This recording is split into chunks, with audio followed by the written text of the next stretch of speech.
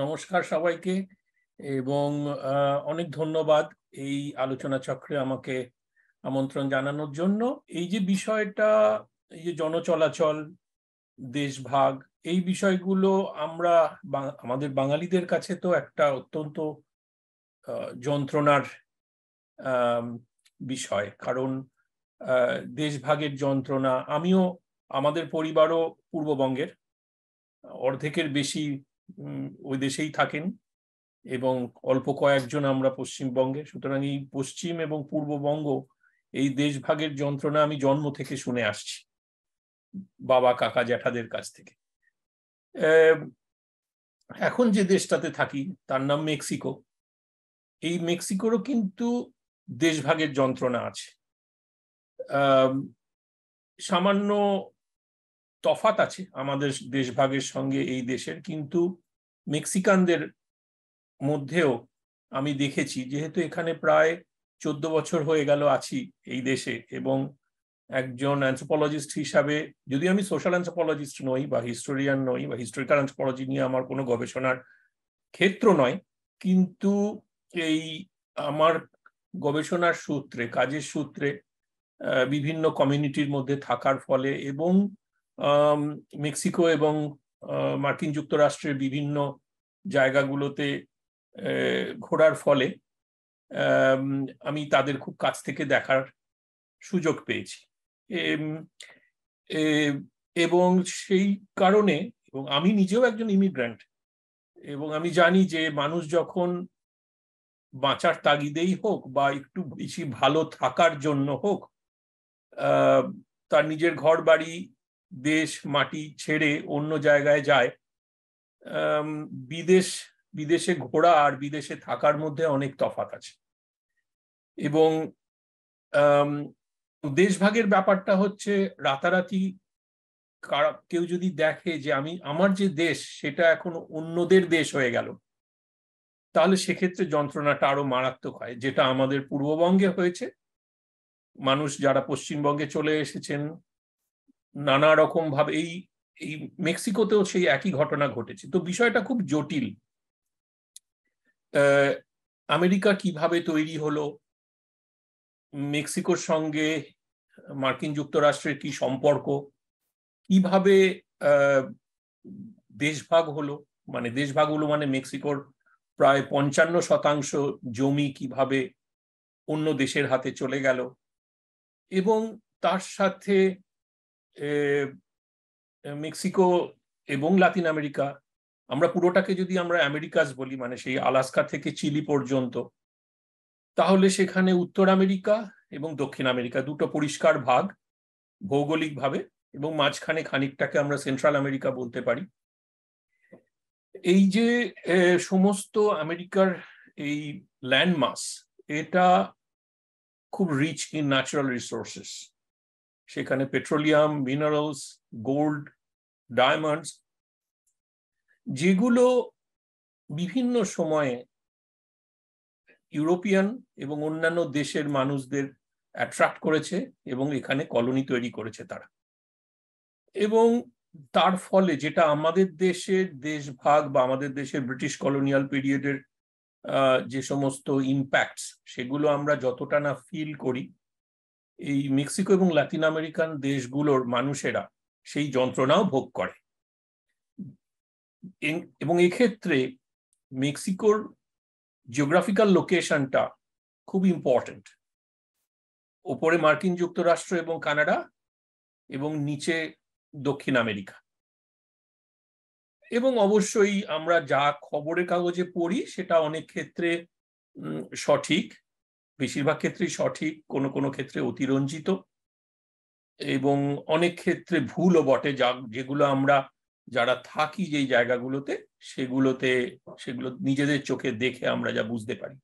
সুতরাং মেক্সিকো সম্পর্কে বা লাতিন আমেরিকার সম্পর্কে পৃথিবীর অন্য প্রান্তের মানুষদের ধারণা সবসময় যে সঠিক সেটাও নয়। অনেক কিছু ভালো জানি যেগুলো আসলে অতটা ভালো নয়, অনেক কিছু খুব খারাপ জানি যেগুলো অতটা খারাপ নয়। তো এই মেক্সিকোর যে ভৌগোলিক অবস্থান, জিওগ্রাফিক্যাল লোকেশন, এটা খুব ইম্পর্টেন্ট। মেক্সিকোর কিভাবে দেশ ভাগ হলো, এই যে কাঁটাতারের বেড়া, মেক্সিকো এবং ইউএস এর মধ্যে যে কাঁটাতারের বেড়া, এই কাঁটাতারের বেড়া দিয়ে মেক্সিকোকে আধা আধি ভাগ করা হয়েছে, যেটা আজ থেকে 200 বছরের একটু আগে যে 55% উপরের অংশ দেশের মেক্সিকোর, সেটা এখন অন্য দেশের অধীনে। সুতরাং Mexican origin people, they are living in on the both sides of this border. তো সেখান থেকেই যন্ত্রণা শুরু। সুতরাং আমরা জানি যে migration is universal and trans historical, trans oceanic, trans continental phenomena. এবং এখানে মেক্সিকোর এই যে পুরো বিষয়টা, মানে মেক্সিকো সহ লাতিন আমেরিকার দেশগুলো বা পুরো আমেরিকার মধ্যে যে জনচলাচল, এটা ভীষণ জটিল, very much complex, and sometimes it becomes debatable if we consider some geopolitical issues globally and regionally, and if we wish to connect or try to understand and associate the regional geopolitical issues with the geopolitical issues globally. আজকে আমরা যদি ইউরোপের দেশগুলোতে যাই, সেখানে গিয়েও দেখব যে প্রচুর মানুষ যারা অন্য দেশের, তারা সেখানে ইলিগাল ইমিগ্রেন্টস। তো এই যে জনচলাচল, এই যে দেশ ভাগ বা যেভাবেই হোক, মানুষ যখন বাঁচার তাগিদে একটা জায়গা থেকে অন্য জায়গায় চলে যায় একটু ভালোভাবে থাকার জন্য, তখন তাদের মাথায় নানা রকম তকমা জুটে যায়। রিফিউজি, অ্যাসাইলাম সিকার্স, এবং সেই অ্যাসাইলাম সিকার্স এর মধ্যে পলিটিক্যাল রিফিউজি, এইরকম বিভিন্ন রকমের তকমা জুটে যায়, যেগুলোকে আবার আলাদা আলাদা করে ডিফাইন করা হয়। সেগুলো আমি আসছি। তো এই যে পুরো এই আলোচনাটাকে আমি যতটা পারবো সহজ করে বলার চেষ্টা করব, উপস্থাপন করার চেষ্টা করব, যে কিভাবে আমেরিকা তৈরি হলো, আমেরিকান বলতে কারা, কাদের বোঝায়, এবং কিভাবে মেক্সিকোর দেশ ভাগ হলো, এবং বর্তমান পরিস্থিতিতে মেক্সিকো এবং মার্কিন যুক্তরাষ্ট্রের সঙ্গে এই বর্ডার ইস্যুতে কি কি ধরনের আলোচনা হয়, কি কি ধরনের ঘটনা ঘটে, এবং তার সাথে একটা হিস্টোরিক্যাল পার্সপেক্টিভে প্রি কলোনিয়াল এবং পোস্ট কলোনিয়াল পিরিয়ডে যে পুরো আমেরিকার মধ্যে, বিশেষত লাতিন আমেরিকার বিভিন্ন জায়গাগুলোতে কিভাবে পপুলেশন ডাইনামিক্স, কিভাবে ডেমোগ্রাফিক শিফট হয়েছে, কিভাবে ডেমোগ্রাফিটা চেঞ্জ হয়ে গেল।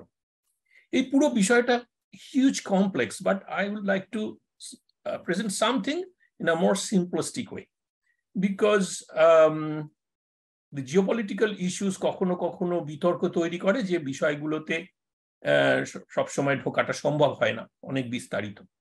তো যাই হোক, এবারে প্রথমে এই আলোচনায় ঢোকার আগে একটু বলে নি যে আমরা এই যে রিফিউজি বা অ্যাসাইলাম সিকার্স, এগুলো কিন্তু এক নয়, অনেক ক্ষেত্রে এক করে ধরা হয়। বিশেষত সেকেন্ড ওয়ার্ল্ড ওয়ারের পরে 1951-এ যে জেনেভা কনভেনশন হয়, সেখানে জেনেভা কনভেনশনে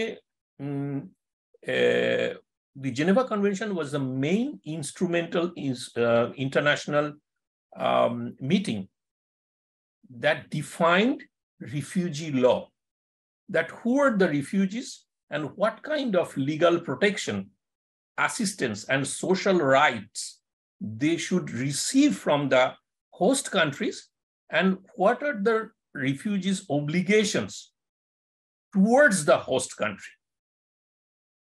এই ধরনের রিফিউজিরা অন্য দেশ থেকে নানা রকম ভয় ভীতির কারণে চলে আসেন, যাদের মধ্যে কিন্তু ওয়ার ক্রিমিনালস ইনক্লুডেড নয়।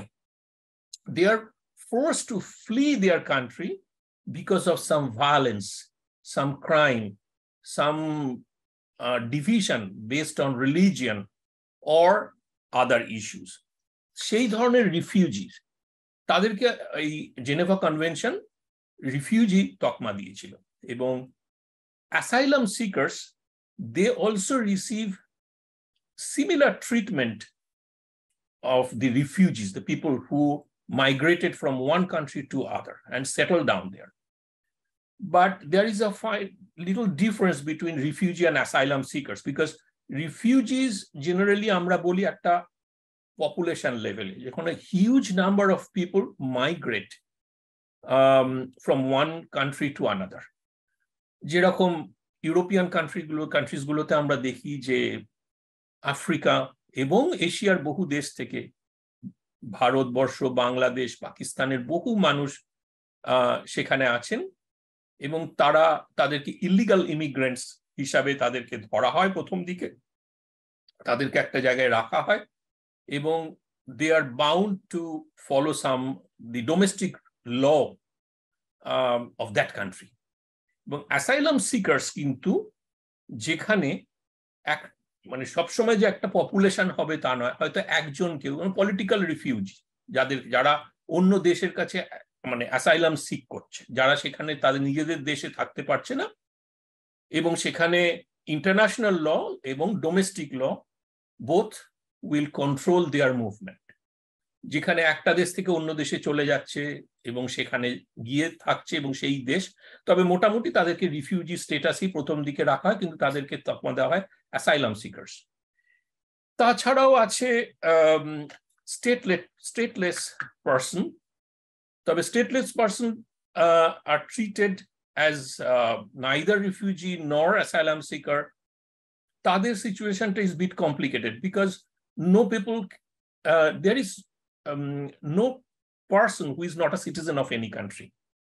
সেই কারণে এদের স্ট্যাটাসটা একটু আলাদা এবং কখনো কখনো আবার ইন্টারনালি ডিসপ্লেসড পারসনও আছে যারা কিন্তু সেই দেশেই থাকেন কিন্তু তারা সেই দেশ নিজের দেশেরই ডোমেস্টিক ল ওবে করে। যেমন ইন্টারনালি ডিসপ্লেসড মিনস ভারতবর্ষের ভেতরে কেউ যখন এক রাজ্য থেকে অন্য রাজ্যে বিভিন্নভাবে ডিসপ্লেসড হয়ে যায়।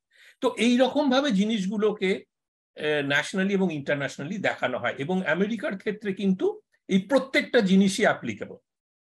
যে কোনো কোনো জায়গাতে তাদেরকে রিফিউজি স্ট্যাটাস দেওয়া হয়, কোথাও অ্যাসাইলাম সিকার্স দেওয়া হয়, কোথাও ইমিগ্রেটেড লিগাল ইমিগ্রেশন যারা, যেমন আমরা লিগাল ইমিগ্রেন্টস, তাদের স্ট্যাটাস যারা ওয়ার্ক পারমিট ভিসা নিয়ে থাকে এবং আলটিমেটলি তারা সিটিজেনশিপ চেঞ্জ করে, তারা ইমিগ্রেন্টস, টেম্পোরারি অর পার্মানেন্ট, এবং ইন্টারনালি ডিসপ্লেসড পারসন। তো এই যে মাইগ্রেশন, এটা একটা migration is one of the 4 pillars of human evolution or organic evolution. Natural selection, mutation, migration, and random genetic drift. These are the 4 external forces that shape evolution. In case of human evolution also it is true. That means that when ancestors of Homo sapiens migrated from Africa, that means their southeastern African cradle, obviously it is debatable. We have 2 theories: simultaneous origin or out of Africa. So আমরা যদি out of Africa থিওরিটাকে যদি আমরা ধরি, তাহলে বিভিন্ন সময়ে Africa থেকে মানুষ ইউরোপে এবং মেডিটেরিয়ান রিজিয়নে ছড়িয়ে পড়েছে এবং যেখান থেকে এশিয়াতে মাইগ্রেশন, যেটা শুরু হয়েছে প্রায় 20 লক্ষ বছর আগে, 2 million years back, when huge glaciation in the northern hemisphere and pluviation in the equatorial region. এই দুটো বিষয় কি খুব ইন্টারেস্টিং, যে ইকোলজিক্যাল শিফট হয়েছে, ইকোসিস্টেমের ক্লাইমেটিক শিফট হয়েছে। নর্দার্ন হেমিস্ফিয়ারে যখন প্রচন্ড বরফ জমেছে, যাকে আমরা গ্লেসিয়েশন বলি, তখন কি হয়েছে যে সমুদ্রের জলের স্তরটা, সি লেভেলটা অনেক নিচু হয়ে গেছে, তার ফলে ইন্টারকন্টিনেন্টাল কন্ট্যাক্ট হয়েছে খুব সহজ। তখন মানুষ অন্যান্য স্পিসিসের মধ্যে যারা তখন like Homo erectus or Homo habilis যারা ছিলেন, তারা এক জায়গা থেকে মানে বিশেষত আফ্রিকা থেকে উপরের দিকে ইউরোপে চলে গেছে বা খানিকটা মেডিটেরিয়ানের দিকে চলে গেছে। আবার যখন ইন্টারকন্টিনেন্টাল কন্ট্যাক্টের জন্য আবার যখন সেখানে বরফ গলতে শুরু করেছে, মানে যখন ইন্টারগ্লেসিয়েশন হয়েছে, তখন তারা আবার পিছিয়ে এসছে। এর মাঝে লক্ষ বছর চলে গেছে। তো সুতরাং they settled down, they migrated and settled down in a new atmosphere. They adapted to that situation, and the mutation due to migration and due to different environmental setup, due to different ecosystem, the mutation, first epigenetic and then epigenetic changes occurred, and the new species evolved, like from Homo habilis to Homo erectus, then Neanderthal, then Homo sapiens. এইভাবে জনচলাচল Africa এবং Europe এবং এশিয়ার দেশগুলোর মধ্যে হতে হতে একটা সময় হোমো স্যাপিয়েন্স, এবং তখন পুরো জায়গাটা মানে আফ্রিকা এবং ইউরোপের বিভিন্ন জায়গাতে এবং এশিয়াতে, যেগুলো আমরা খুব ভালোভাবেই জানি, যে যেমন পিকিং ম্যান চায়না বা ইন্ডিয়াতে প্রচুর হিউম্যান রিমেন্স আছে প্রি হোমো স্যাপিয়েন্স, এবং ইউরোপের বিভিন্ন জায়গাতে জার্মানি। সুতরাং আফ্রিকা থেকে জার্মানি চলে গেল, তারপর আবার আফ্রিকা থেকে বা সাইমালটেনিয়াস অরিজিন যাই হোক সেখান থেকে কানেকশন। তো এই যে পুরো বিষয়টা, এই বিষয়টা ঘটে চললো 20 লক্ষ বছর ধরে, এই জনচলাচল। তারপরে যখন Homo sapiens finally they settle down in different places of the world, especially in Africa and Europe and Asia, then they started moving out of that region to explore new places. America was the last place to come in. Just 15,000 years before they settled, they came to Americas. But mitochondrial DNA test করে যেটা দেখা যায় যে এশিয়ার থেকে, Asian countries গুলোর থেকে মানুষ মাইগ্রেট করে বেরিং স্ট্রেটের ওখানে বেশ কিছু বছর ছিল, যেটা প্রায় আজ থেকে প্রায় 20 বা 25 হাজার বছর আগে। তারপরে মানুষ এসেছে আরো নিচের দিকে আমেরিকা হয়ে একদম শেষে চিলি পর্যন্ত চলে গেছে, সেটা আজ থেকে প্রায় 10 থেকে 15 হাজার বা 10 থেকে 12 হাজার বছর আগে। এবং আমরা যদি human civilization, history of human সিভিলাইজেশনটা দেখি, that will match exactly with the history of migration of people in the Americas. আমরা যদি মায়া সভ্যতা দেখি, তারও আগের অলমেক বা আজতেক সভ্যতা দেখি মেক্সিকোতে এবং মেক্সিকো সহ গুয়াতেমালা এবং এই অঞ্চলগুলোতে, এবং তাছাড়াও যদি আমরা পেরুতে দেখি সভ্যতার ইতিহাস, এক্স্যাক্টলি ম্যাচ করে এই human migratory history from other parts of the world to the Americas, and from north to south, like Olmec or Aztec civilization in Mexico is much older than Mayan civilization, because the people who are migrating from north to south. এইভাবে আমরা human biological evolution, changes, cultural evolution, the archaeological remains, and the human civilization, history of civilization, the history of migration, genetic structure, everything will match together. So a human migratory history is very interesting. It is a starting point to explore the entire migratory history of sapient species. So এইভাবে America তৈরি হলো, যে ট্রান্সকন্টিনেন্টাল migration, যেখানে সেই অর্থে বলতে গেলে Americas is the landmass of the immigrants. এখানে আমেরিকান, যাদেরকে আমরা নেটিভ আমেরিকান বলি, তারাও কিন্তু জেনেটিক এভিডেন্সের ভিত্তিতে তারাও কিন্তু এশিয়ান অরিজিন। তো ওই 20,000 বছর বা 25,000 বছর আগে যখন তারা বেরিং স্ট্রেটের ওখানে এসে জড়ো হলেন এশিয়া থেকে, এবং তারপরে যখন 15,000 বছর বা 20,000, 11-12,000 বছর আগে যখন ওনারা নর্থ থেকে সাউথ আমেরিকার দিকে নামতে শুরু করলেন, তখন এই যে পুরো বিষয়টা আস্তে আস্তে পুরো আমেরিকার মধ্যে ছড়িয়ে গেল। তারপরে যত মাইগ্রেশন হয়েছে আমেরিকার যে ইস্টার্ন কোস্ট এবং ওয়েস্টার্ন হেমিস্ফিয়ার, ওয়েস্টার্ন কোস্ট দুটোর কিন্তু মাইগ্রেশনের স্টেটাস প্যাটার্নটা আলাদা।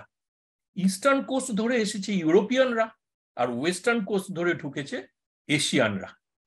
আমরা যদি খুব আশ্চর্যজনক ভাবে আমরা যদি মায়া সভ্যতা বা আস্তেক সভ্যতা বা পেরুর বিভিন্ন অঞ্চলে আমরা যদি যে সমস্ত, বা গুয়াতেমালায় আমরা যে জায়গাটা থাকি আমরা এখানে, এটা হচ্ছে মায়া সভ্যতার জায়গা, এবং সেখানে প্রচুর রিচুয়ালস, কাস্টমস, বিলিফ এবং অনেক ক্ষেত্রে কিছু কিছু শব্দের তার অর্থ এবং পুরো এই যে মায়ান সভ্যতার সঙ্গে আমাদের ভারতবর্ষের সভ্যতা, মানে যেখানে আমরা আমাদের যেটা আমরা অনেক মিল খুঁজে পাই।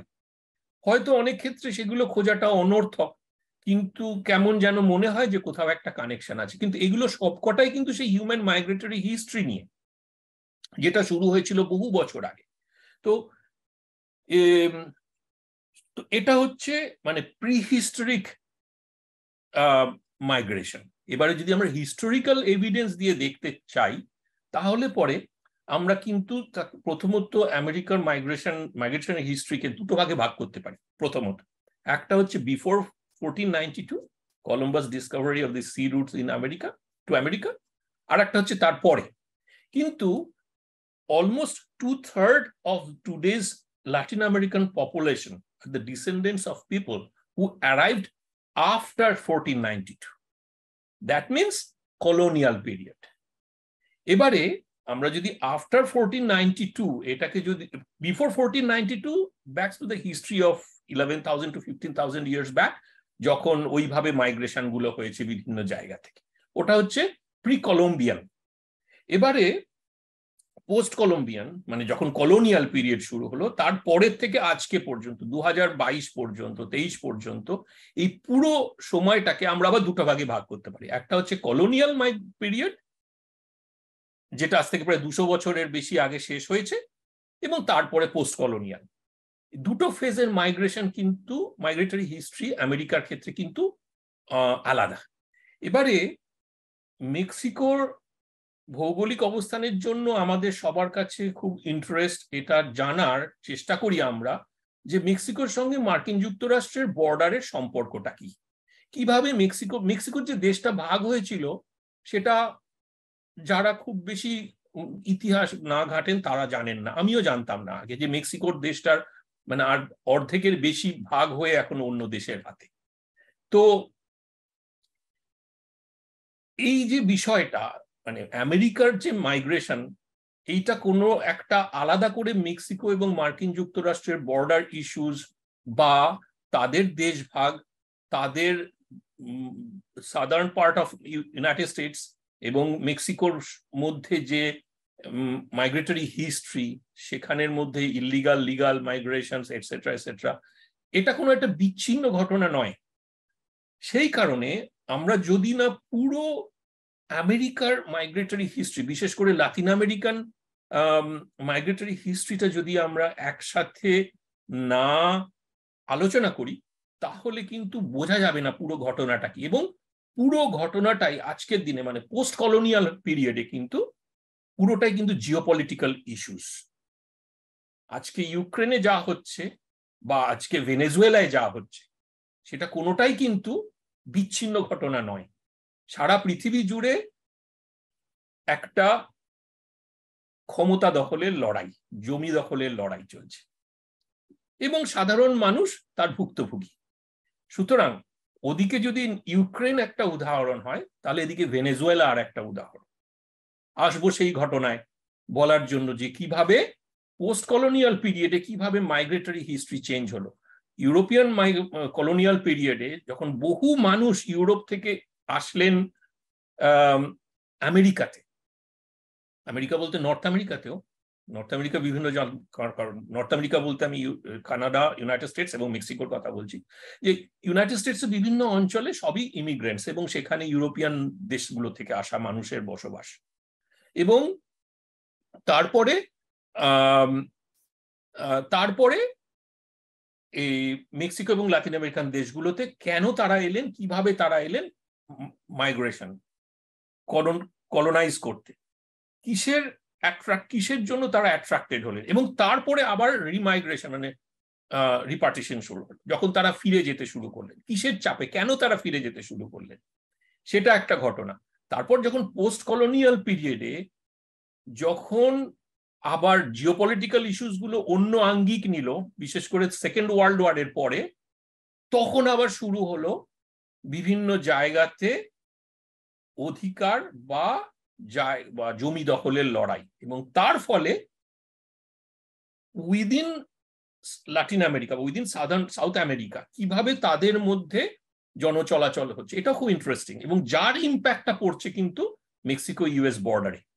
এবং মেক্সিকোর অবস্থানগত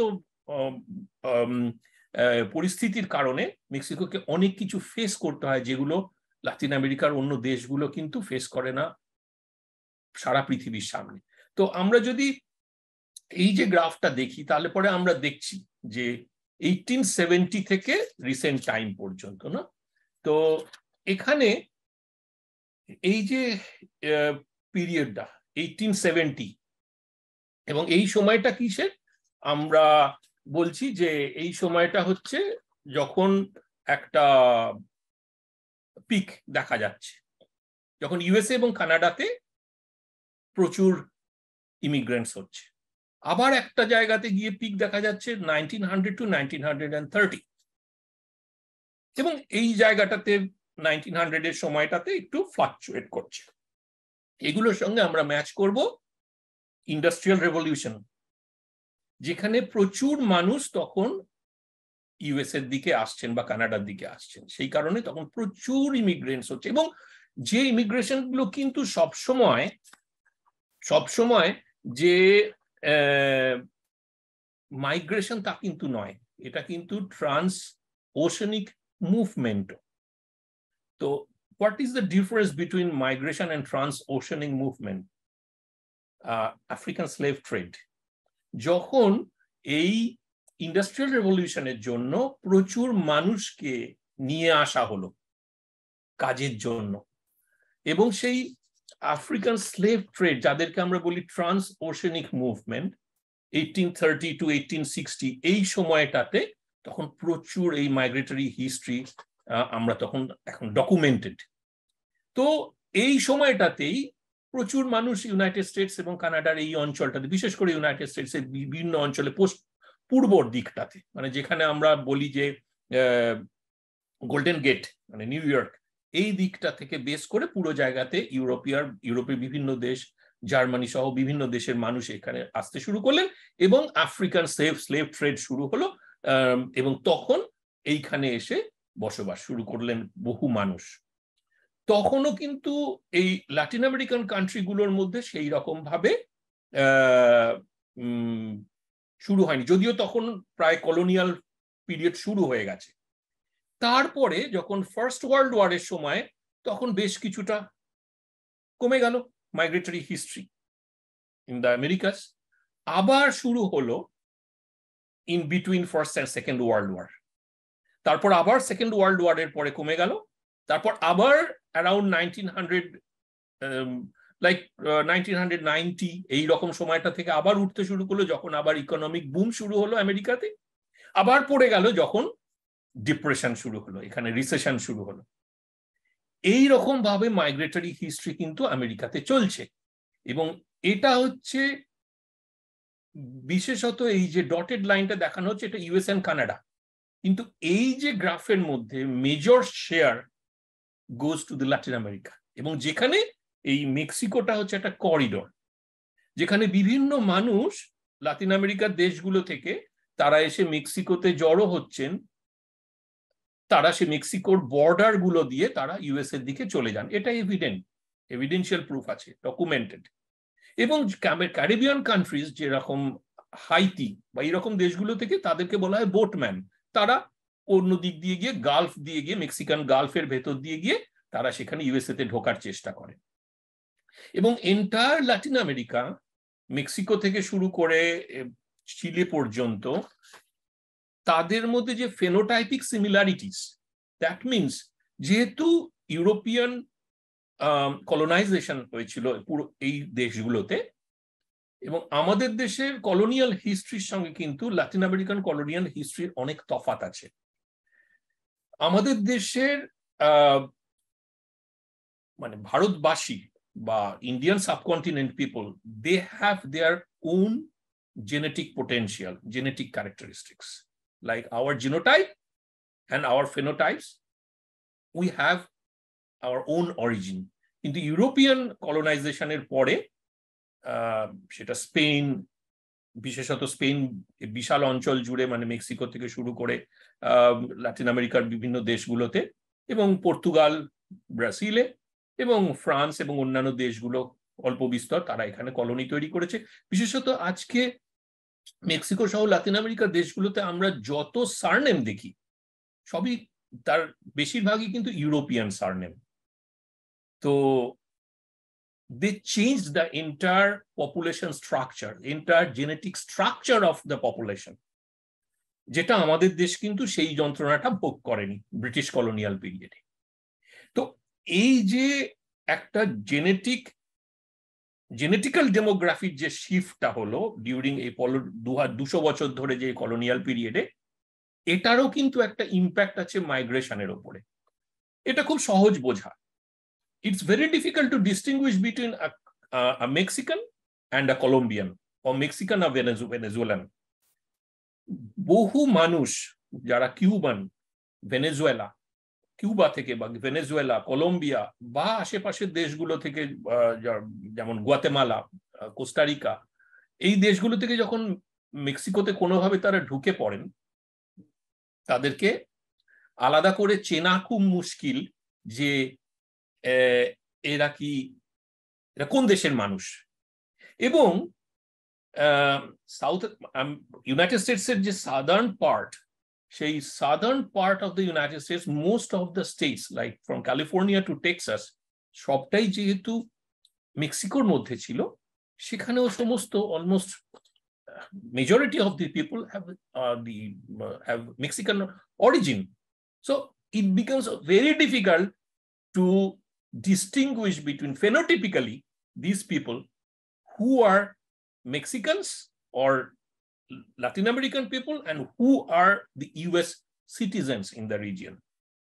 এবং যে কারণে লাতিন আমেরিকার বিভিন্ন দেশ থেকে মেক্সিকো হয়ে যখন ইউএসএ ঢুকছে, পুরো সেই অর্থে দোষটা পড়ছে কিন্তু মেক্সিকোর উপরে, যে you are the responsible country sending people illegally.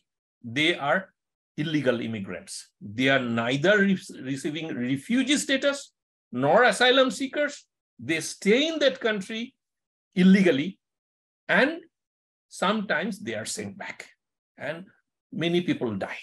এবং এই যে মানুষগুলো জঙ্গল, নদী, পাহাড়, সমুদ্র পেরিয়ে বাঁচার তাগিদে হোক বা ভালোবাসা থাকার তাগিদে হোক এক দেশ থেকে অন্য দেশে যাচ্ছে, সেই চিলি থেকে শুরু করে ইউএস এর বর্ডার, মেক্সিকো ইউএস বর্ডার পর্যন্ত, যে কারণে মেক্সিকো ইউএস বর্ডারে কাঁটাতার।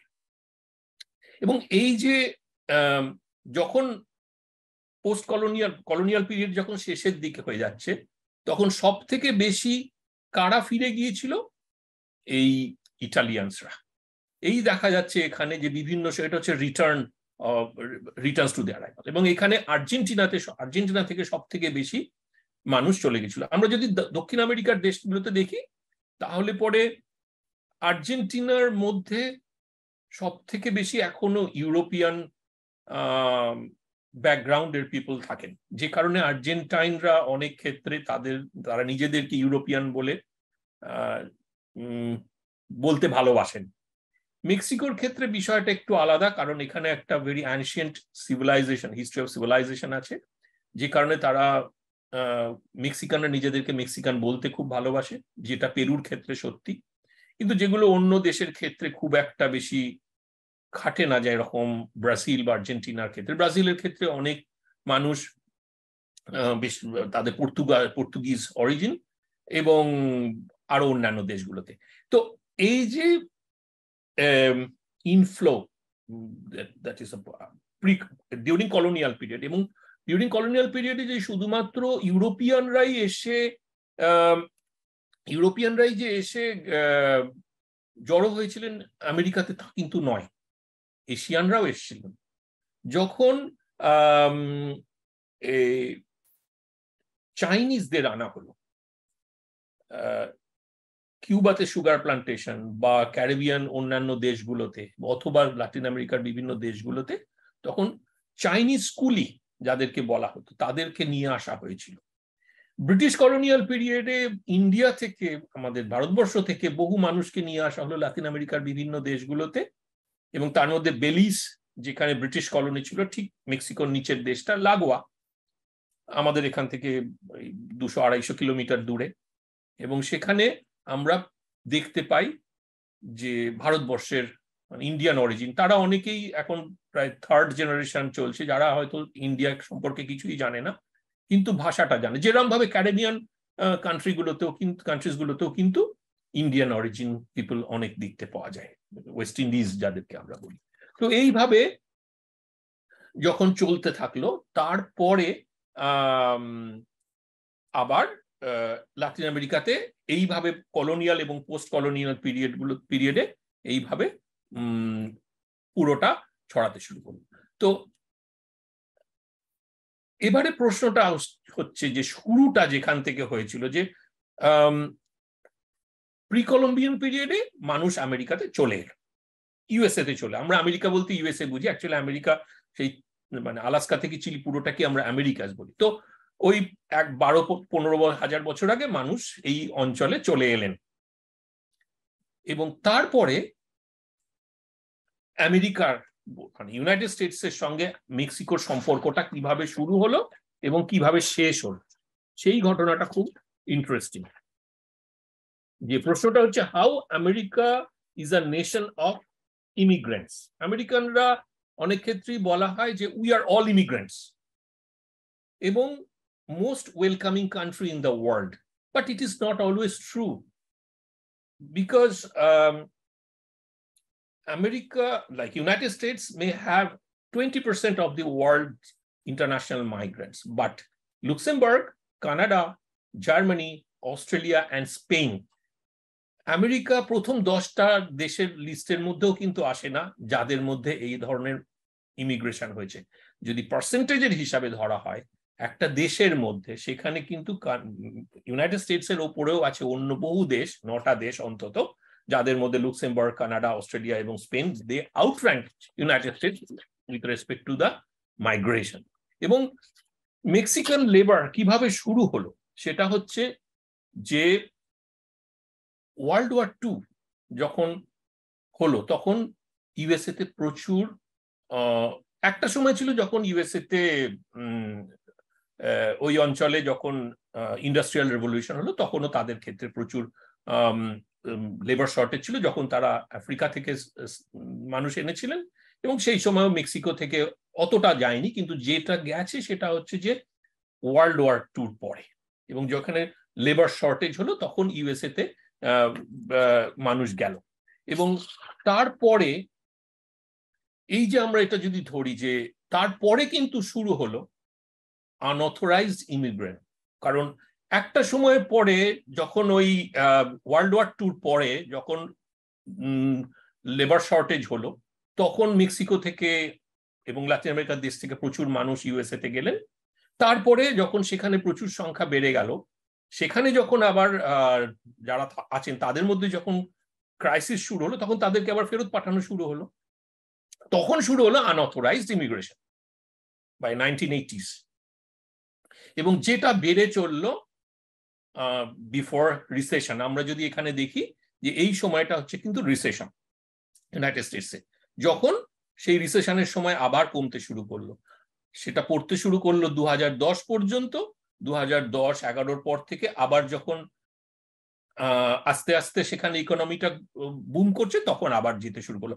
এবং এই যে শুধুমাত্র migratory history from Mexico and Latin American countries to United States, that is not because of the changing economic pattern or industrial revolution or changing economy in the United States, but also due to the development of economic development of the countries in Latin America, because we remember that Latin American countries, most of the Latin American countries, they are very rich in natural resources, very rich, petroleum, minerals, gold, diamond, everything. এবং good governance, বিশেষত যখন post independent পিরিয়ডে মেক্সিকোতে last 80 or 100 years ধরে যে মেক্সিকোতে যে economic development শুরু হয়েছে, তার ফলে কিন্তু মেক্সিকো থেকে ইউএস এর দিকে যাওয়া এটা কমেছে। এটা হচ্ছে প্রথম কারণ। দ্বিতীয় কারণ হচ্ছে যে ডেমোগ্রাফিক চেঞ্জ হয়েছে, ডেমোগ্রাফিক প্যাটার্নের চেঞ্জ হয়েছে মেক্সিকোতে এবং অন্যান্য লাতিন আমেরিকার দেশগুলোতে, বিশেষত মেক্সিকোতে, যে কারণে মেক্সিকো থেকে কিন্তু ইউএস এর দিকে যাওয়ার প্রবণতাটা অনেক কমেছে। কি রকম? ফার্টিলিটি রেট কমেছে, বার্থ কন্ট্রোল, এবং যার ফলে মেক্সিকোতে কিন্তু প্রচুর পরিমাণে মানে যে ওয়ার্কিং পপুলেশন, এই গ্রুপটা খুব বেড়ে গেছে, এবং এই গ্রুপটা বেড়ে যাওয়ার ফলে এবং সেখানে ইকোনমিক ডেভেলপমেন্ট হয়েছে, একদিকে ডেমোগ্রাফিক শিফট হয়েছে, চেঞ্জ হয়েছে, যেখানে লো ফার্টিলিটি রেট এবং একদিকে ইউনাইটেড স্টেটসের রেস্ট্রিকশন, আনঅথরাইজড বা ইলিগাল ইমিগ্রেশন হচ্ছে না, বর্ডার ক্লোজড, যেটা তাদের আগে অনেক লেবার শর্টেজ ছিল, এখন সেটা নেই, তার ফলে তারা নতুন মানুষ ঢুকতে দিচ্ছে না, এবং উল্টো দিকে গুড গভর্নেন্সের ফলে মেক্সিকোতে মানুষ কাজ পাচ্ছে, তাদের মধ্যে মানে এডুকেশন, ইন্ডাস্ট্রি, সমস্ত দিকে ডেভেলপমেন্ট হয়েছে এবং হচ্ছে, এবং মানুষ তাদের অপরচুনিটিস পাচ্ছেন, তখন তাদের না নিজেদের দেশ ছেড়ে যেতে হচ্ছে না, তারা সেই দেশের মধ্যেই থাকছেন, এবং demographic pattern change, economic development and simultaneous restrictions in the Mexico-US border, সেই কারণে মেক্সিকো টু ইউনাইটেড স্টেটস মাইগ্রেশনটা কমে গেল আফটার 2010। তার সাথে যেটা হলো যে ওয়াল বিফোর ওয়াল, যেটা এটা হচ্ছে ইউনাইটেড স্টেটস এর বর্ডার, তো কিভাবে তৈরি হলো সেটা আসছি এরপরে। এবং তার সাথে ওয়াল বিফোর ওয়াল মিনস যে Mexican government in last one decade, at least one decade, the Mexican governments took proper measure, adequate measure to restrict Latin American people, like from Central and Southern America, to migrate to Mexico. That means the Mexico's southern border jeta with Guatemala and Belize, যাদেরকে বলা হয় caravan people, সেই caravan পিপলদেরকে অনেক restrict করা হলো, তার ফলে Latin America থেকে যে ফ্লো সেটা কমে গেল, মেক্সিকোর ভেতরের লোকেরা মেক্সিকোর ভেতরে থাকার চেষ্টা করছে, যেখানে ডেমোগ্রাফিক শিফট হয়েছে, নর্থে হয়েছে রেস্ট্রিকশন, এবং মেক্সিকোর ভেতরে ওয়ার্কিং পপুলেশন এজটা বেড়ে গেছে, নতুন ইকোনমিক অপরচুনিটিস হচ্ছে, এডুকেশন লেভেল হায়ার হয়েছে, যার ফলে আস্তে আস্তে আস্তে আস্তে মেক্সিকো থেকে ইউএস এর দিকে মাইগ্রেশন, সেটা ইলিগাল হোক বা যে কোনো কারণ, যে কোনো কিছু হোক, সেটা কমে যাচ্ছে। এবার আসি যে এই যে মেক্সিকোর সঙ্গে ইউনাইটেড স্টেটসের যে বর্ডার ইস্যু নিয়ে কোথা থেকে কনফ্লিক্টটা শুরু হলো। কনফ্লিক্টটা শুরু হলো এখান থেকে, দেখা যাচ্ছে যে বর্ডার, এবং এই যে মেক্সিকোর যে আজকে যে জায়গাগুলো, এই জায়গাগুলোতে কিন্তু সব জায়গাতে যে বর্ডার ইস্যুতে কমপ্লেক্সিটি আছে বা কনফ্লিক্টস আছে, বিষয়টা কিন্তু এমন নয়। আমরা মেক্সিকোর সম্পর্কে অনেক ঘটনা শুনি, যে ঘটনাগুলোকে দেখে মানুষের ভয় হয় যে কেন বাবা মেক্সিকোতে যাব, সাংঘাতিক দেশ। আসলে কিন্তু তা নয়, সমস্ত দেশের ক্ষেত্রেই ভালো খারাপ সবকিছু মিশিয়ে আছে, মেক্সিকোর ক্ষেত্রেও তাই। এবং মেক্সিকোর যে নর্দার্ন বর্ডার, এখানে যেটা দেখা যাচ্ছে, যেখানে হোয়াইট পার্টটা, এই যে হোয়াইট পার্টটা, এটা হচ্ছে মেক্সিকোর ইউএস এর নতুন বর্ডার, আর এই ওপরের যে পুরো পোর্শনটা যেটা দেখা যাচ্ছে, এটা কিন্তু মেক্সিকোর আগের, মানে আজ থেকে ঠিক 1846-এর আগে মেক্সিকোর ম্যাপটা অনেকটা ছিল এরকম। এবং তার ফলে এই যে বিস্তীর্ণ অঞ্চল জুড়ে যে এখন যেগুলো সাদার্ন ইউনাইটেড স্টেটস এর যে সাদার্ন স্টেটস গুলো, এখানের people they are of Mexican origin, because this land belonged to Mexico. So মেক্সিকোর পুরনো ম্যাপটা আমরা যদি দেখি, বাঁ দিকে এটা ছিল মেক্সিকোর আগের ম্যাপ, আর এটা হচ্ছে মেক্সিকোর এখনকার ম্যাপ নিচের দিকটা। সুতরাং বোঝা যাচ্ছে যে almost 55% before in 1842 and border today. এইখান থেকে কিন্তু দেশভাগ, তার যন্ত্রণা এবং কনফ্লিক্ট যে দুটো কান্ট্রির মধ্যে সেটা তৈরি হয়েছে কিন্তু এই জায়গা থেকে। কারণ কনফ্লিক্ট বলতে there is no conflict in that sense because people, they feel themselves free to move from one place to another. Because California, আমরা এটাকে দুটো ভাগে ভাগ করি, একটা হচ্ছে California in the United States, আর একটা হচ্ছে লোয়ার ক্যালিফোর্নিয়া যেটা মেক্সিকোর মধ্যে। একই লোক, বর্ডার, ঠিক আমাদের যেরকম বাংলাদেশ ভারতবর্ষের যে সীমান্ত, একটা বাড়ির উঠোনের এ পাশটা বাংলাদেশ ও পাশটা ভারতবর্ষ। তো সুতরাং ক্যালিফোর্নিয়াতেও তাই। আর এই মেক্সিকোর যে উত্তর দিকটাতে, এই জায়গাটাতে, এখানটাতে উত্তর দিকটাতে হচ্ছে গিয়ে ইউনাইটেড স্টেটসের অ্যারিজোনা বিস্তীর্ণ অঞ্চল, যেটা হচ্ছে মরুভূমি, এবং বেশ কিছু অঞ্চল জুড়ে পাহাড়, কপার ক্যানিয়নস। তার ফলে এই জায়গাগুলোতে কিন্তু চট করে পার হওয়াটা একটু ডিফিকাল্ট। আবার এই জায়গাগুলোতে কিন্তু এই যে টেক্সাসের এই দিকটা দিয়ে কিন্তু প্রচুর পরিমাণে মাইগ্রেশন হয়, এবং সেখানে লোকেদের ধরাটা খুব মুশকিল, কারণ এই সমস্ত অঞ্চলটা জুড়ে তো পুরোটাই মেক্সিকান অরিজিন পিপল। তো এই যে মেক্সিকো টু ইউএসএ এই যে মাইগ্রেশন, এই হিস্ট্রিটা বিভিন্ন সময় চেঞ্জ হয়, এবং যেটার কারণে কিন্তু মেক্সিকোর সঙ্গে ইউনাইটেড স্টেটসের অনেক সময় সম্পর্ক খারাপ হয়েছে, এবং যেটা এখন অনেক কমে গেছে। এবং এটার কারণের এই যে মেক্সিকোর দক্ষিণ দিকের দেশগুলো বা সেন্ট্রাল আমেরিকার দেশগুলো, বিশেষত এখানে যে 7 countries in the central American region, Belize, Guatemala, Honduras, El Salvador, Nicaragua, Costa Rica, Panama, এই দেশগুলোর কিন্তু একটা বিশেষ রোল আছে।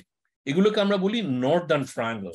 এই নর্দার্ন ট্রায়াঙ্গলটা কিন্তু, আচ্ছা ওই যে ইতিহাসটা বলি, যে মেক্সিকোর ওই 1842 ওই সময়টাতে কিভাবে শুরু হলো, সেই জায়গাটাতে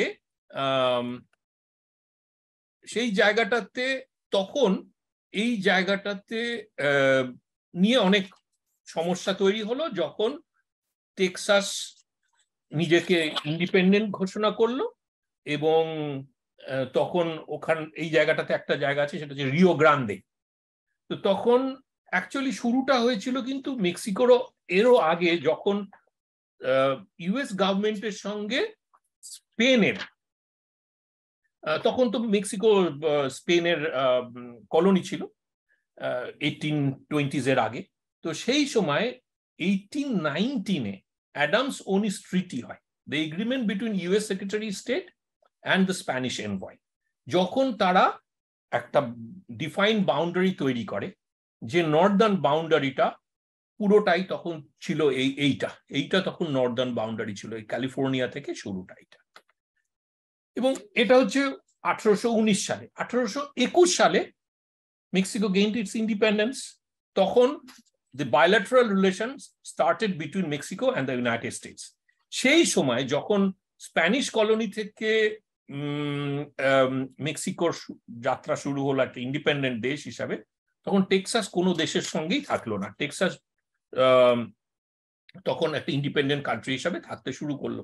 সেই সময় ইউএস গভর্নমেন্ট অফার করলো, ইউএস প্রেসিডেন্ট অ্যান্ড্রু জ্যাকসন তখন অফার করলেন only $5 million from Mexico to sell this land. Obviously Mexican government রাজি হলো না, এবং তার ফলে লেগে গেল মেক্সিকান আমেরিকান ওয়ার। এবং 1846 to 1848 এই সময়টা ধরে যুদ্ধ হলো, মেক্সিকো হেরে গেল, এবং তখন মেক্সিকোর কাছ থেকে পুরো এই ল্যান্ডটা কেড়ে নেওয়া হলো, এবং টেক্সাস পরে ইউনাইটেড স্টেটসের সঙ্গে জুড়ে গেল। এবং 1848 এর পর থেকে চেঞ্জ দ্য বর্ডার। ঠিক আমাদের দেশের দেশভাগটা একটু অন্যরকম ভাবে হয়েছিল, কিন্তু এই যে দেশভাগের যন্ত্রণাটা মেক্সিকানদের মধ্যে রয়েছে, তার সূত্রপাত এই মেক্সিকান আমেরিকান ওয়ার, যেটা আজ থেকে প্রায় 200 বছরেরও কাছাকাছি, মেক্সিকান ইন্ডিপেন্ডেন্সের পর থেকে, যখন মেক্সিকো ইন্ডিপেন্ডেন্স হলো তারপর থেকেই কিন্তু এই ঘটনাগুলো শুরু হলো। তো সূত্রপাত তো সেখান থেকেই, যে কেন মেক্সিকানরা বর্ডার পেরিয়ে ওপাশে যায়, কারণ তাদের পরিবারের অনেকেই ওখানে থাকে, আবার ওপাশ থেকে কেন এই পাশে আসে। তো এইভাবে যখন এবারে আরো ক্রাইসিসটা শুরু হলো যখন পোস্ট কলোনিয়াল পিরিয়ডে, যখন বিভিন্ন রকম সমস্যা তৈরি হলো লাতিন আমেরিকার দেশগুলোতে, ইকোনমিক ক্রাইসিস, তখন এই সাউথ আমেরিকা থেকে সেন্ট্রাল আমেরিকা হয়ে এই যে 7টা কান্ট্রি সেন্ট্রাল আমেরিকাতে, বিশেষ করে মেক্সিকোর সঙ্গে বর্ডার হচ্ছে গুয়াতেমালা এবং বেলিজ থেকে লোক যতটা না আসে তার থেকে বেশি আসে through Guatemala. Tremendous crisis in economy, education, violence, crime, everything. It's a great concern.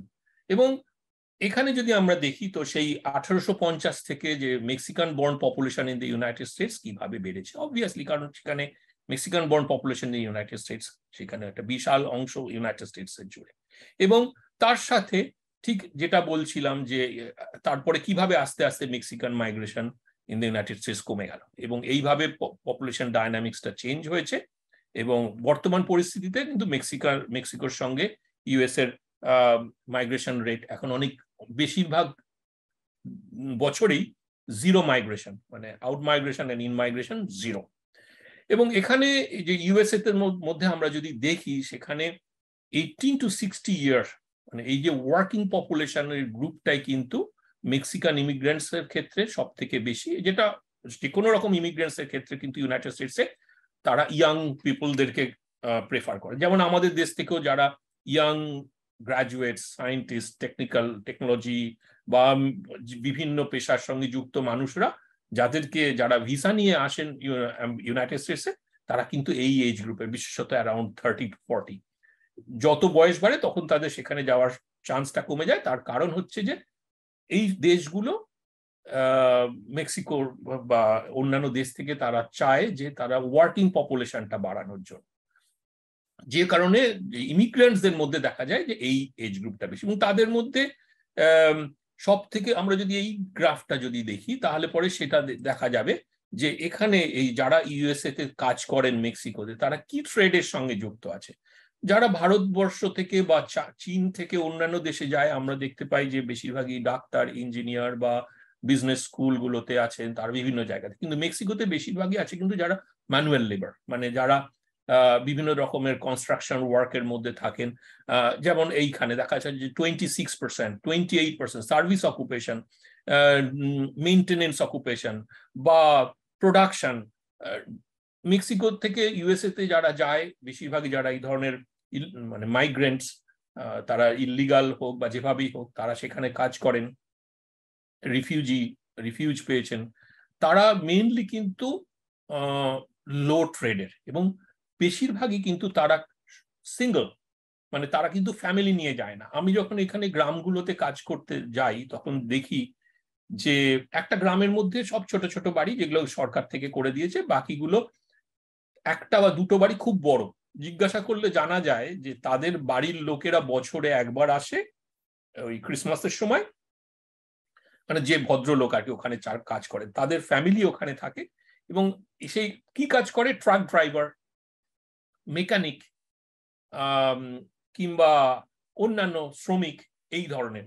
সুতরাং মেক্সিকো থেকে যারা ইউনাইটেড স্টেটসে বর্ডার পেরিয়ে যাচ্ছে বা লাতিন আমেরিকার দেশ মেক্সিকো হয়ে, তারা কিন্তু খুব হাই প্রোফাইল জবে যাচ্ছে না, যে কারণে কিন্তু মেক্সিকোর ভেতরে যে ওয়ার্কিং পপুলেশন গ্রুপটা থাকছে, দে আর skilled professionals in other fields like technology, education, research, যে কারণে মেক্সিকোতে মেডিকেল এডুকেশন এবং টেকনোলজির এডুকেশন খুব ভালো।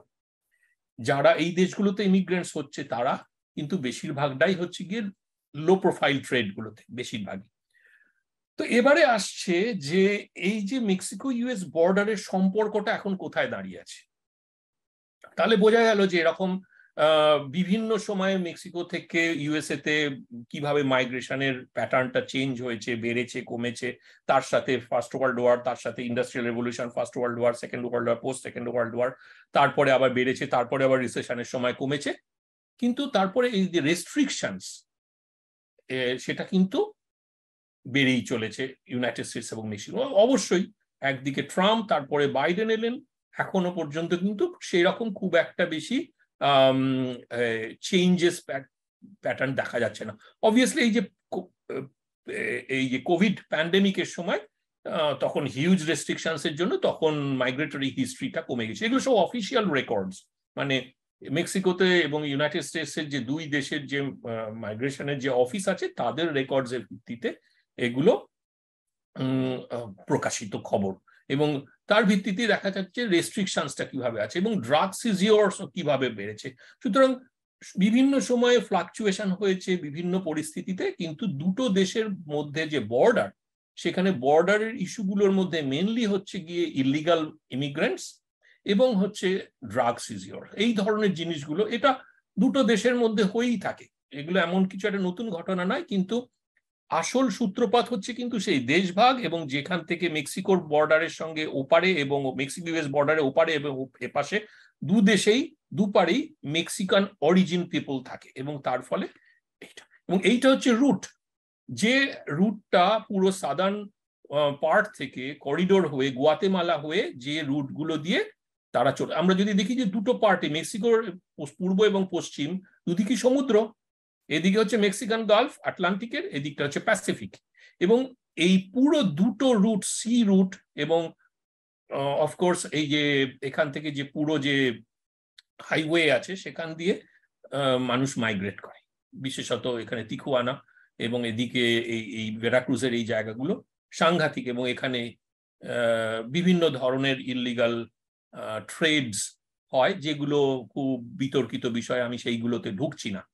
কিন্তু যাই হোক, এই হচ্ছে মোটামুটি বর্ডারিং ইস্যু। তো এই হচ্ছে সেই কান্ট্রিজ যেখানে এই করিডোর, মানে in between United states and south America, যে 7 কান্ট্রিজ যাদেরকে আমরা বলি ট্রায়াঙ্গল, সেই ট্রায়াঙ্গলটার এইটা হচ্ছে সেই ট্রায়াঙ্গল, যে কারণে এই ট্রায়াঙ্গলটা আমরা যদি দেশগুলোকে দেখি, Guatemala, Belize, Honduras, El Salvador, Nicaragua, সাংঘাতিক ক্রাইসিস এই কান্ট্রিজ গুলোতে আছে। ইকোনমিক ক্রাইসিস, ভায়োলেন্স, বিশেষত violence against women, huge, they kill women because they are women. এটা এন্টায়ার সাউথ আমেরিকাতে একটা big crisis. Illiteracy, economic crisis, এইগুলো, এবং but on the other hand they have huge solidarity. Entire Latin American দেশগুলোর মধ্যে কিন্তু একটা ইউনিটি আছে। সমস্ত দেশগুলোতে সমস্যা আছে, আবার সমস্ত দেশগুলো অন্য দেশের মানুষদেরকে রিফিউজ দেয়। আচ্ছা, এখানে দেখা যাচ্ছে যে এবারে এই যে এটা হয়ে গেল ইউএস এর সঙ্গে মেক্সিকো, কিন্তু এই ঘটনাটা ইউএস এর সঙ্গে মেক্সিকোর বর্ডারের সম্পর্ক, তার ইতিহাস, তার মাইগ্রেশন, এটা কিন্তু আলাদা করে একটা বিচ্ছিন্ন ঘটনা নয়, যদি না আমরা দেখি যে উইদিন ল্যাটিন আমেরিকান রিজিয়নে মাইগ্রেশনটা কিভাবে হচ্ছে। তো সেখানে আমরা মোটামুটি 3টে ভাগে ভাগ করতে পারি, যে ইমিগ্রেশন ফ্রম ওভারসিজ, এগুলো সব, এই যে আমি এখানে যা যা বলছি এগুলো সবই কিন্তু তথ্য ভিত্তিক, মানে যেগুলো বিভিন্ন আর্টিকেলে, বিভিন্ন রিসার্চ পেপারে বা বিভিন্ন খবরে বিভিন্ন সময়ে বেরিয়েছে, কোনোটাই আমার মস্তিষ্ক প্রসূত নয়। যে যেমন এখানে এই ফিগারটাতে দেখা যাচ্ছে যে Latin American Caribbean percentage of immigrant population per origin, তো বা এই 3 প্যাটার্নস অফ ইন্টারন্যাশনাল, একটা হচ্ছে ওভারসিজ ইমিগ্রেশন, একটা হচ্ছে ইন্ট্রা রিজিওনাল মাইগ্রেশন, আর একটা হচ্ছে এমিগ্রেশন আউটসাইড দ্য রিজন। এই 3টে ভাবে আমরা দেখতে পারি। তো এইরকম একটা চিত্র আমরা দেখতে পাই, যেখানে যে কিভাবে কোন রুট দিয়ে লাতিন আমেরিকান দেশগুলো থেকে নর্থ আমেরিকাতে লোকেরা যাচ্ছে, বা ইউরোপ থেকে কিভাবে মানুষ আসছে, বা ইউরোপের দিকে কিভাবে মানুষ চলে যাচ্ছে। তো এইরকম একটা সিচুয়েশন, তার মানে মেক্সিকো নয়, শুধু মেক্সিকো নয়, যে লাতিন আমেরিকার মধ্যে, যে সাউথ আমেরিকার মধ্যে, বিশেষত আসবো আমি এরপরে, যে ভেনেজুয়েলা, এটা হচ্ছে সেই সেন্টার অফ অ্যাট্রাকশন। কেন ভেনেজুয়েলা একটা সেন্টার অফ অ্যাট্রাকশন, এবং সেখান থেকে লোকেরা কিভাবে অন্য দেশগুলোতে চলে যাচ্ছে এবং কেন যাচ্ছে, সেই পরিস্থিতি কিভাবে শুরু হলো। এগুলো কিছু ছবি যেগুলো গুগল ইমেজে পাওয়া যায়, সমস্ত জায়গাতে কিভাবে মানুষ যায়, কত কষ্ট করে নদী পেরিয়ে, ট্রেনের মাথায় চড়ে, ক্যারাভানে চড়ে, কিছুদিন আগে আশ্চর্যজনকভাবে আমাদের শহরে একটা বন্ধ ক্যারাভান পাওয়া গেল, যার ভেতর থেকে প্রায় বেশ কিছু পিপল অফ ইন্ডিয়ান অরিজিন পাওয়া গেল। সেই নিয়ে খুব হইচই হলো। আমরা যেহেতু এই শহরে মানে সেইভাবে একমাত্র ভারতীয় পরিবার, মানে ভারতীয় বংশোদ্ভূত পরিবার এখানে আছি, তার ফলে আমাদেরকে আমাদের যারা মেক্সিকান বন্ধু বান্ধব কালিগস তারা জিজ্ঞাসা করলেন কি ব্যাপার। আমরা কি করে জানবো কারা এসছে। তো ইন্ডিয়া থেকে এত দূরে আসা তো সম্ভব নয়, মানে মাইগ্রেট করে, নিশ্চয়ই অন্য কোনো রুট দিয়ে এসছে, কোথা দিয়ে এসছে কেউ জানে না। এবং এদের মধ্যে এরা কিন্তু বিভিন্ন দেশের, লাতিন আমেরিকান কান্ট্রি বিভিন্ন দেশের মানুষ, কে কোন দেশের কেউ বুঝতেই পারবে না। কেউ কিউবান, কেউ হাইতি, কেউ কলম্বিয়ান, ভেনেজুয়েলান ও মেক্সিকান, কেউ বুঝতে পারবে না। তো এইভাবে চলছে। তো যেরকম দেখা যাচ্ছে একটা ইনক্রিজিং ট্রেন্ড, যে 1970 থেকে 200, এবং অবশ্যই উইদিন রিজিয়নও যেরকম একটা ইনক্রিজিং ট্রেন্ড আছে, সেরকম অবশ্যই ইউএস এর দিকেও একটা ইনক্রিজিং ট্রেন্ড আছে। এবং আমরা যদি সাউথ আমেরিকা, মেসো আমেরিকা এবং ক্যারিবিয়ান অ্যান্ড আদার্স রিজিয়নটা দেখি, তার মধ্যে মেসো আমেরিকান মাইগ্রেশন রেটটা কিন্তু বেশি, যেটা উইদিন সাউথ আমেরিকা এবং আউটসাইড সাউথ আমেরিকার ক্ষেত্রে আউটসাইড সাউথ আমেরিকা অবশ্যই বেশি। এবং এইভাবে যে immigrants from other south American countries, এইটা খুব ইন্টারেস্টিং, যে কোন কোন সাউথ আমেরিকার দেশগুলোতে অন্যান্য দেশগুলো থেকে সাউথ আমেরিকান লোকেরা আসছে। বাঁ দিকে আর্জেন্টিনা, ডান দিকে ভেনেজুয়েলা। যেখানে ভেনেজুয়েলা থেকে সব থেকে বেশি লোক বেরিয়ে চলে যাচ্ছে, তারপরে কলম্বিয়া। কিন্তু সব থেকে বেশি লোক ঢুকছে কোথায়? আর্জেন্টিনাতে, কলম্বিয়াতে, পেরু, এই তিনটে দেশ, এবং চিলি, এই চারটে দেশ কিন্তু সব থেকে বেশি ইমিগ্রেন্টস ফ্রম আদার কান্ট্রিজ তারা বেশি রিসিভ। ওই যে বললাম যে সলিডারিটি, যে ভেনেজুয়েলাতে প্রচুর সমস্যা, সুতরাং ভেনেজুয়েলানরা তারা দেশ ছেড়ে বেরিয়ে যাচ্ছে, তাদেরকে অন্য দেশে অ্যাকোমোডেট করতে হবে, রিফিউজি স্ট্যাটাস দিতে হবে, লিগাল স্ট্যাটাস দিতে হবে। একটা সময় পরে আর্জেন্টিনা, বলিভিয়া, পেরু এরা রেস্ট্রিক্ট করতে শুরু করলো, কিন্তু তখন ভেনেজুয়েলা থেকে প্রচুর মানুষ সেখানে পৌঁছে গেছেন। আমরাও এখানে মেক্সিকোতে বিভিন্ন জায়গাতে আমরা যখন দেখি যে ভেনেজুয়েলান আছেন, তাদের মধ্যে অনেকেই ইলিগাল ইমিগ্রেন্টস, কেউ কেউ লিগাল স্ট্যাটাস নিয়ে কাজ করেন। তো এইরকম, তো এইটাও এরকম ভাবে 2010 এবং 2019-এর মধ্যে যদি দেখি, তো ভেনেজুয়েলানরা সব থেকে বেশি আছে অন্য দেশে। এবং এই সমস্যার সূত্রপাত, এবং এখানে শুধুমাত্র যে রিফিউজি স্ট্যাটাস নিয়ে এসছেন তাই নয়, অ্যাসাইলাম সিকার্স, যে তারা বিভিন্ন কারণে নিজেদের দেশ থেকে বিতাড়িত। এবারে সমস্যাটা কিভাবে শুরু হয়, যেমন ভেনেজুয়েলা, কেন সমস্যা সেটা আসছি একটু পরে। তার আগে বলি যে ভেনেজুয়েলা থেকে যদি কেউ বেরিয়ে অন্য দেশে যেতে চায়, পাসপোর্ট নেই তাদের, সরকার পাসপোর্ট দেবে না। তাহলে কি হবে, পাসপোর্ট ছাড়া সেই মানুষগুলো কাছে দুটো রাস্তা আছে। এক হচ্ছে তারা illegal immigrants without any papers, অথবা তারা অ্যাসাইলাম সিক করবে, অথবা তারা পলিটিক্যাল রিফিউজি হিসাবে সারেন্ডার করবে অন্য দেশের কাছে, যে আমার কাছে কোনো কাগজপত্র নেই। এইটা বহু বছর ধরে চলছিল। কিন্তু এই 2018 সালের পরে যখন মেক্সিকোর নতুন গভর্নমেন্ট, নতুন প্রেসিডেন্ট এলেন,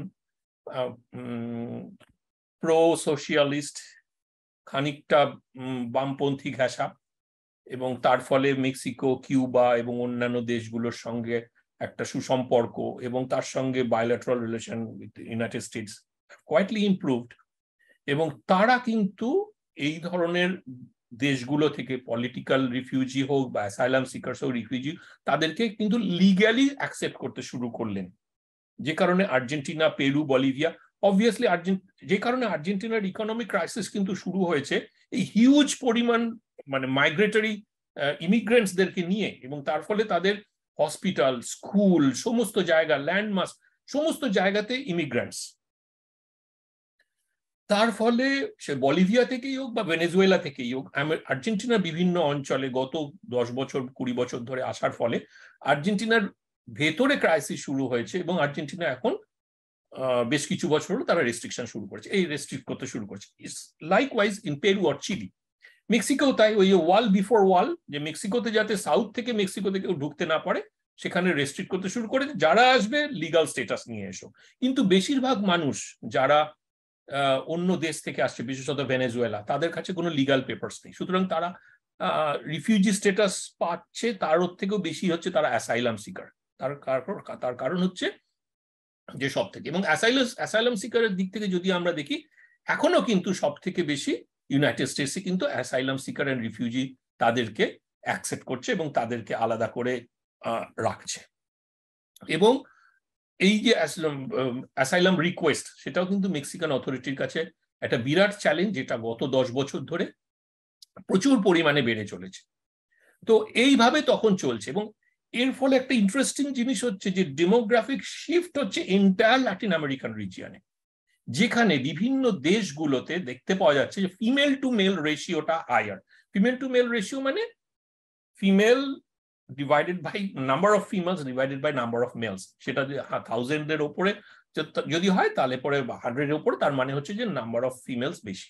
তো এই সমস্ত দেশগুলোতে, যেমন আর্জেন্টিনা, চিলি, উরুগুয়াই, ভেনেজুয়েলা, এদের মধ্যে কিন্তু পেরু, অবভিয়াসলি ইকুয়াডর, এগুলোর মধ্যে কিন্তু female to male ratio higher. কেন? বিশেষত ভেনেজুয়েলা এবং অন্যান্য দেশগুলো থেকে বিশেষত মহিলারা অন্য দেশে চলে যাচ্ছে, তারা সেফ জায়গা খুঁজছে। তার কারণ violence against women, femicide, huge genocide, এটা একটা কারণ। আর 2 নম্বর হচ্ছে যে এই সমস্ত দেশগুলো থেকে যারা ইউনাইটেড স্টেটসে যাচ্ছে, তারা কিন্তু ফ্যামিলি নিয়ে যাচ্ছে না, টু আর্ন মানি, যে কারণে সেই দেশগুলোতে পুরুষের সংখ্যা কমে যাচ্ছে। 2 নম্বর কারণ। 3 নম্বর কারণ হচ্ছে এই যে due to huge economic crisis and rise of violence, genocide, এবং এই ধরনের ইকোনমিক ক্রাইসিসের জন্য poor people they are forced to involve in illegal activities and they are being killed, যে কারণে পুরুষের সংখ্যা কমে যাচ্ছে, মহিলার সংখ্যা বাড়ছে। তো huge economic crisis, violence against women, migration to other country in search of better life, যে কারণে এই সমস্ত দেশগুলোতে একটা ডেমোগ্রাফিক প্যাটার্নেরও কিন্তু চেঞ্জ দেখা যাচ্ছে এই লাতিন আমেরিকার দেশগুলোতে, যার that is influenced by migration. তো এইভাবে এখন আবার এই যে ভেনেজুয়েলা থেকে কিভাবে অন্য দেশগুলোতে মানুষ ছড়িয়ে যাচ্ছে, এবং ভেনেজুয়েলা, এটা হচ্ছে ভেনেজুয়েলার ছবি। এবারে আসি যে ভেনেজুয়েলার কারণটা কি। Venezuela was one of the richest countries in Latin America. They have huge natural resources, petroleum and other minerals, etc., etc.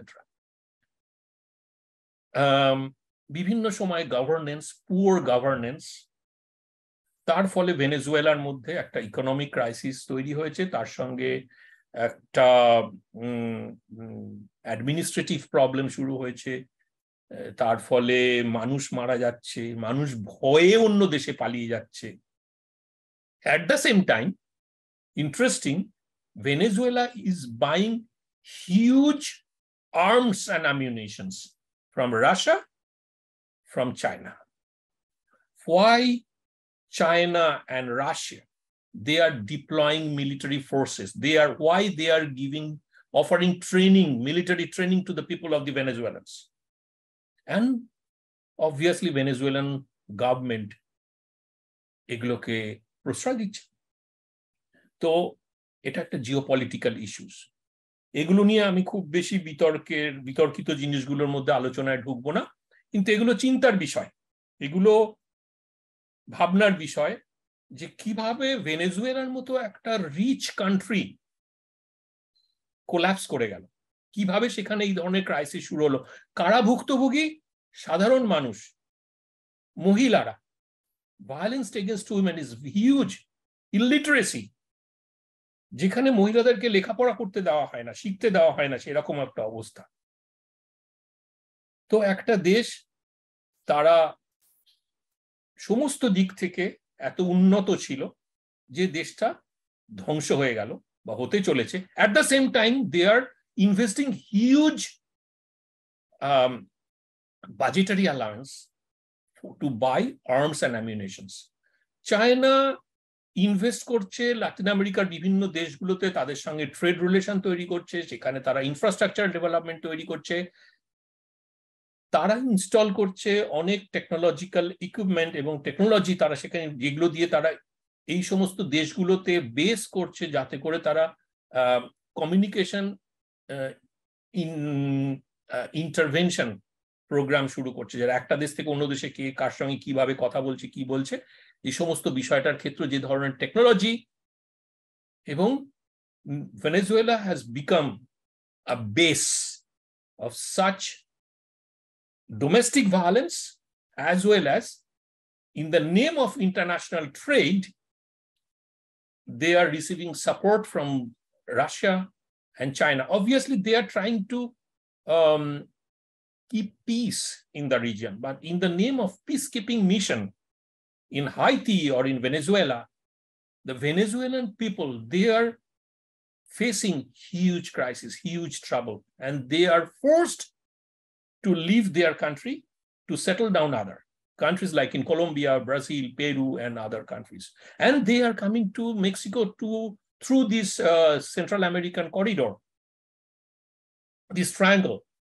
So, jeta pre-colonial, during colonial and post-colonial and post-colonial period, colonial period Europe থেকে লোকজন এসেছিল, post-colonial period তারা বেরিয়ে যেতে শুরু করলো, colonial পিরিয়ডে তারা এসেছিল ওই ধরনের ন্যাচারাল রিসোর্সের অ্যাট্রাকশনে, এবং পোস্ট কলোনিয়াল পিরিয়ড গুলোতে বিভিন্ন সময় তারা আবার ইউরোপের দিকে ফিরে গেল।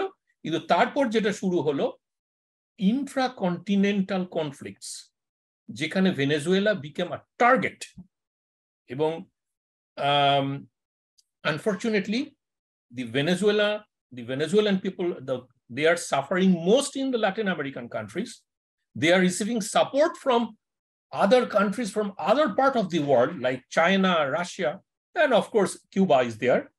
Mexico is also supporting, but situation of Mexico is much better than any other Latin American countries.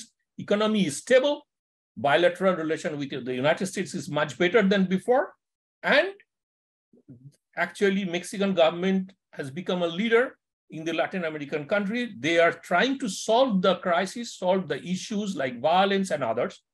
Of course, in Mexico, there is also violence, but it's much lower level. So in terms of geopolitical issues, Mexico has gained some importance in the region, and in between the United States and the Latin American countries.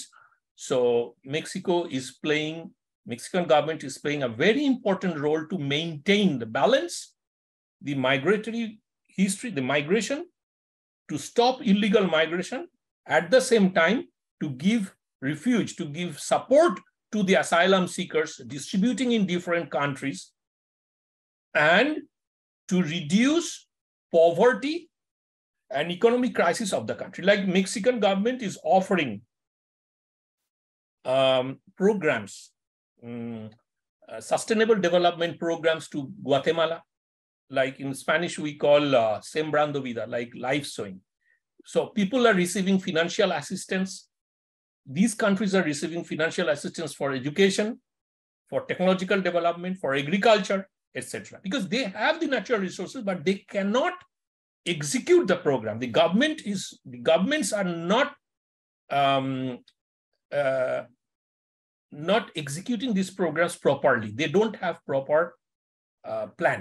But Mexico, in that sense, is helping these countries, including Colombia, Venezuela, and other countries, particularly in the central region, to make the situation better. But আজকে পর্যন্ত এই পুরো Latin American দেশগুলোতে যে ধরনের সমস্যা চলছে, যে সমস্যাটা একটা খুব কঠিন পরিস্থিতি তৈরি হয়েছে, যেটা শুধু যে পুরো ঘটনাটা মানে যেখানে domestic violence, lack of governance, lack of administration, lack of control, illiteracy, lack of technological development, যেগুলো these factors are forcing people to migrate from their country, and they are creating crisis in other places. They are illegal. And finally, who are suffering? Common people. So সেই 12,000-15,000 বছর আগে থেকে শুরু হওয়া যে মানুষগুলো পৃথিবীর অন্যান্য প্রান্ত থেকে এসে নর্থ এবং সাউথ আমেরিকাতে এসে জড়ো হয়েছিলেন, যাদের মধ্যে দিয়ে pre Columbian, colonial, post colonial phase শেষ করে বিভিন্ন সময় ইন্ডাস্ট্রিয়াল রেভলিউশন, বিভিন্ন সময়ে ডেফিসিট অ্যান্ড ডিপ্রেশন, সমস্ত কিছু রিসেশন কাটিয়ে আজকে এই 2022-23 সালে যখন মানুষ এসে দাঁড়িয়েছে, তখনও সেই ক্রাইসিস চলছে, এবং যেটা একটা ইন্টারন্যাশনাল লেভেলের একটা বিভিন্ন ধরনের জিওপলিটিক্যাল ইস্যুস আর ইনভলভড। তো এইভাবে পুরো পরিস্থিতিটাকে আমরা দেখতে পারি যে লাতিন আমেরিকান হিস্ট্রি অফ